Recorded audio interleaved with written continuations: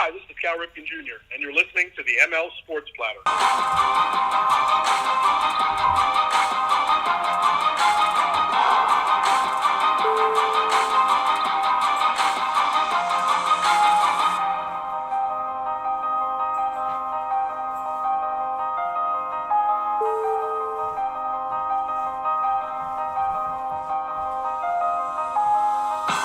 The ML Sports Platter is back with you all over Spotify, Google Podcasts, and Apple Podcasts. You can download, subscribe, leave feedback for the pod. A 5-star review helps an awful lot as well.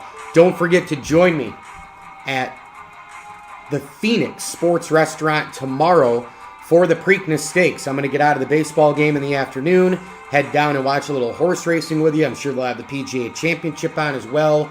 And you can place some bets next door at the OTB and have some fantastic food at the Phoenix Sports Restaurant. And that event, of course, also supported by Western New York OTB and Batavia Downs Gaming. And with that, let's bring in our weekly guest during Triple Crown season. He just does a fantastic job handicapping and chatting about the races. And, it's tough to beat this guy. Todd Haight is our guest every week here on the ML Sports Platter, chatting ponies. He is the director and GM of live racing at Western OTB and Batavia Downs. Make sure to give both of those a follow on Twitter. Todd, welcome back. Great to have you. Thanks a lot, Mike. Thanks for having me. All right, so what are the storylines for you in this Preakness?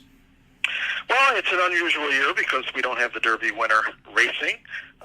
23 years ago was the last time that happened. It's 1996 Grindstone, who won the Kentucky Derby, and he never raced again. Also unusual because we don't have the first 4 finishers under the wire racing. Last time that happened, 1951. But the good news is we don't have a Justify racing this year, so we don't have to worry about a 2-5 shot because nobody likes the better race with a 2-5 shot, or an American Pharoah when he paid $2.90 to win. We have a more wide open race. We said the Derby was wide open, and we had 2 $48,000 winners at OTB, and the Preakness also coming up fairly wide open. How different with all the layers to this thing? You know, some horses not racing in the Preakness that race in the Derby, smaller field, different track. A couple weeks later, what's the difference, or a couple of the main differences between betting, straight up betting, the Preakness and the Derby? Well, I've always thought the Preakness is the most formful of the Triple Crown races, and I'll tell you why. Because the distance was a little shorter. Now these horses are bred to go long, because a lot of the good Derby horses take the Preakness off. Obviously, only 4 horses racing on Saturday that race in the Derby. And I just think as far as making money, the Preakness has always been the best race to gamble on. And the Derby's tough. The 20-horse field makes it very tough. The Belmont is tough because the mile-and-a-half distance, none of those horses are bred to go a mile-and-a-half. So, again, it's a kind of a crapshoot to see who can get that distance. But the Preakness, very formful. There's a lot of throughout in this race. But, however, there's a lot of very interesting horses, Mike, with nice prices, 10-1, 12-1 horses that can certainly win. However, they don't have to win, and that's the same thing can be said for the favorites, War of Will and Improbable. They're likely winners, yes they are. However, they don't have to win. They can get beat by some of these others, so it makes it for a very interesting wagering affair. Todd Haight is our guest. He is, of course, the director and general manager of live racing at Western OTB and Batavia Downs Gaming, proud sponsors of the ML Sports Platter. We have Todd on weekly during Triple Crown season. Have you been to the Preakness, Todd? I have not. No, I have to work. Yeah. I'd like to. I've been to the Derby a couple times. I've been to the Belmont, but I've never been to the Preakness. Yeah, the Preakness is kind of cool. I mean, Pimlico, you walk in there and you can kind of tell that it is an older place and kind of a unique deal down there. And certainly, you can go out to the lawn before a lot of the big races start, and you can see people basically already passed out on the lawn. So it's pretty great atmosphere. Give me the most underrated horse in the Preakness. Well, I think the most underrated horse is the 2 Bourbon War, because he's coming out of the Florida Derby, won by Maximum Security. That just happened to be the same Maximum Security who was first under the wire in the Kentucky Derby. But, when you break down the fractions, everybody knows the pace was very slow early. Bourbon War is a stretch runner. He had no chance in that race whatsoever. His race before that, he was getting the Code of Honor at the wire. Code of Honor was placed second in the Kentucky Derby, so certainly a good class line there. And on paper, I think there's enough pace where at least a horse like Bourbon War and even Owendale, number 5, they're going to get a pace to run into. They're one-dimensional runners. They're always at the mercy of the pace. I personally don't like betting horses like that, but it is not impossible that we're finally going to see a pressured pace in one of these big Triple Crown races. And if that happens and the front end just falls apart and collapses, well, here comes a horse like Bourbon War at 12-1, or Owendale, who's 10-1 on the morning line, and he'll probably be closer to 5 or 6 at post time, but still not a bad horse. So I think that's the story. How's the race going to develop? Are we finally going to get some quick fractions, and are we finally going to see someone come from far back? We haven't seen that recently. It's been the horses that have been mostly forward that have been getting the money, the stalkers of the speed. And I think maybe this may be a race where you may finally see something from the back of the pack. Yeah, and I'll tell you what, it's funny that you pick Bourbon War as the underrated, because I think the jockey's also underrated. I think Irad Ortiz probably doesn't get as much play as a lot of the other guys, but boy, he is really putting a career together, Todd. Yeah, he's a very good rider. He's very good on this type of horse. He gets him in the game early, and he's smart. He saves ground, and he's one of the top riders in the sport, as is his brother Jose. They're very good riders. A little different styles, but Jose is a little bit more aggressive in the race. Irad likes to take back a little bit more, but listen, they're both making a lot of money racing on the New York circuit and in these big stake races, so good for them. Yeah, no doubt about that. What have we learned so far in this early 3-year-old year about War of Will? What have we learned about him, about that horse? I think we've learned that, he's a very capable horse. He may be a bit unlucky. Obviously, we know about the problems we had in the Louisiana Derby when, his back end went on him and he was a little bit sore, but he seems to have bounced back. He ran just fine in the Derby. I mean, he had the post 1, which is the kiss of death, as you know, and he was still right there halfway down the stretch, despite being interfered with. So, I think he's a good horse, and I think he's going to get a lot out of that race. Now, Mark Casse, he's due for a break. If you remember Classic Empire, he had all kind of issues with him.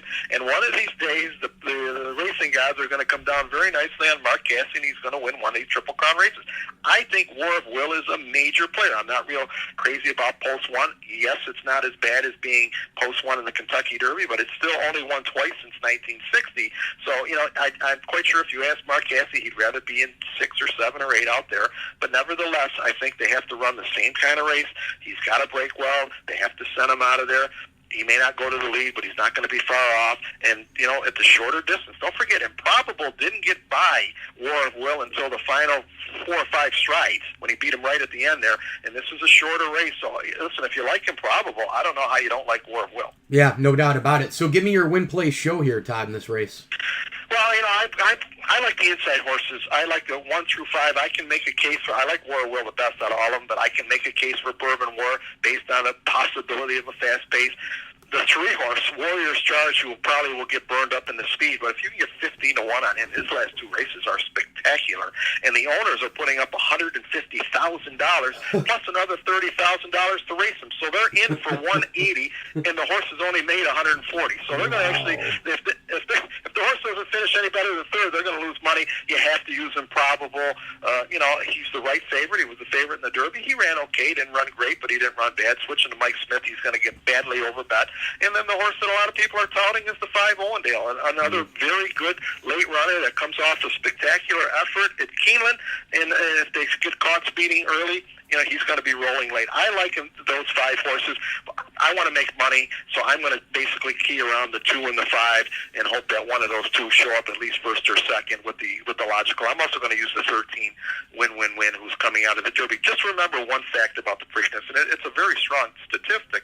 In the last 35 runnings of the Preakness, only 4 horses that did not run in the Derby have won this race. So history says you really need to run in the Derby to win this race, and like I say, there's only 4 doing that. Yeah, you mentioned Mike Smith, who's on Improbable, and, jockeys change horses all the time.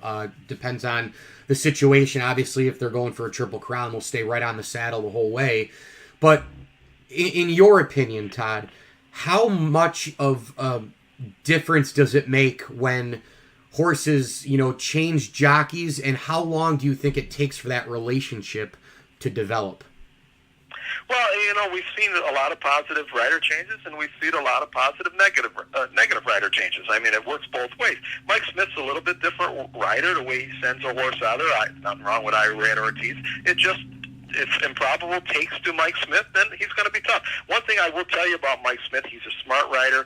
He'll read this racing form. He'll put improbable right where he needs to be. Now, if the scenario goes where you have 4 or 5 horses out there early, Improbable is going to be sitting right behind. And if they knock themselves out, Mike Smith's going to get first run at the lead. And if he opens up, he's gone. They're not going to run him down. So, like I say, Mike Smith, he's very intelligent. Where to put a horse, he knows how to ride a bias. He knows if the inside is bad, the outside is bad. And like I say, he's for his age, he's an incredibly strong guy. He works out every day, and he's a good rider. But there's other good riders as well. But like I say, Mike Smith, it doesn't. He's like he has ice in his veins. The big crowd is not going to bother him, where it may affect some of these other riders. He's cool, calm, and collected, and he's one of the best riders in the sport, no doubt about it. All right, crystal balling. I'll wrap up with this. Crystal balling, sort of, the later parts of the season, Belmont, Toga. How does the Preakness, in your mind, Todd, set up the rest of the year? Last time we talked, a couple weeks ago anyway, we talked about the Derby setting up a lot of the calendar year. Now that that's over and we've had the result that we did, how is the Preakness shaping up, in terms of the rest of the year? Well, we'll see if one of these colts are able to step forward. They're, like I say, maybe War of Will steps forward. Maybe Improbable goes back. He hasn't won this year. Maybe he steps forward. Maybe one of these other horses that are flying under the radar, like Orndale. A lot of people are touting the 7, Always Mining. He's won 6 races in a row. Maybe a horse like another Twist of Fate. I mean, he's been racing good. Maybe he steps forward. One of these colts are probably going to step forward and be mentioned in the same sentence as a game winner or a maximum security. Like I said, there's a lot of colts that seem to be improving this time of year that you may see in the Belmont, or you may see in the Travers or the Haskell or things like that. But certainly one of these colts are going to step forward, and it's going to be interesting. An interesting summer. I mean, again, not the greatest field, but a competitive field. And that's what I think when you talk about competitive and that wide open. We talked about it in the Derby, and that's why we had 2 people at OTB, one at the Phoenix location, Mike, where I know you spent a lot of time there. That came up with the superfecta that paid $48,000, which that's what they want, because it was such a wide open race. And I think you have to look at it as, yes, no chance for a Triple Crown, but you know what? My wallet is very important, and this is a wide open race, and the opportunity exists to make a lot of money, and certainly that's the way I'm looking at it. All right, should be a lot of fun. And Todd, let's let our listeners know here. The times and the doors are open already at all the OTBs, Western Central New York. Have at it. Yeah, so advanced wagering continues today until the branches close at 10 o'clock tonight, and then tomorrow, Preakness Stakes Day, all OTB branches, Easy Bets, BataviaBets.com, Dial-A-Bet, and here at the racetrack, Batavia Downs.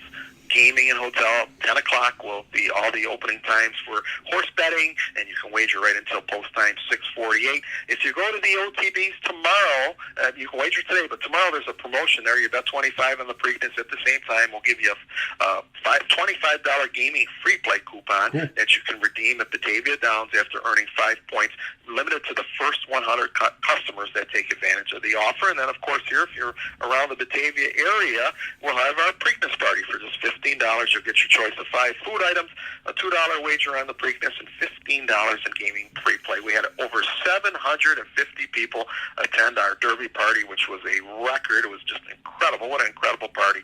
And we expect about 350 people to attend. The hours for that party, 3 until 7. Awesome stuff. He's the director and general manager of live racing at Western OTB and Batavia Downs Gaming. Make sure you stop out to your OTBs, place your bets. I'll be at the Phoenix Sports Restaurant in the OTB tomorrow, right around 4 or 5-ish until the end of the race. And I will remind people, the racing, the food, the concerts, make sure you get out to Batavia Downs Gaming and check them out online at BataviaDownsGaming.com. And you can dine, play, and stay at Batavia Downs Gaming and Hotel. Todd Haight, thanks so much, man. Okay, have a great day, Mike.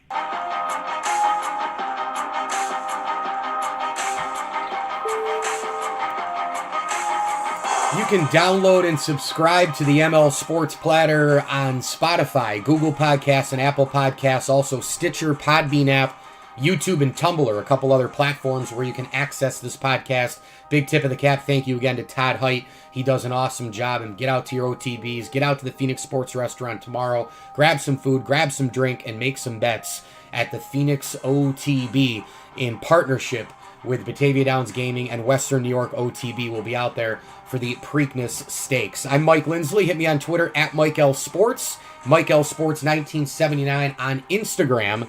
And as I always tell you, enjoy the games.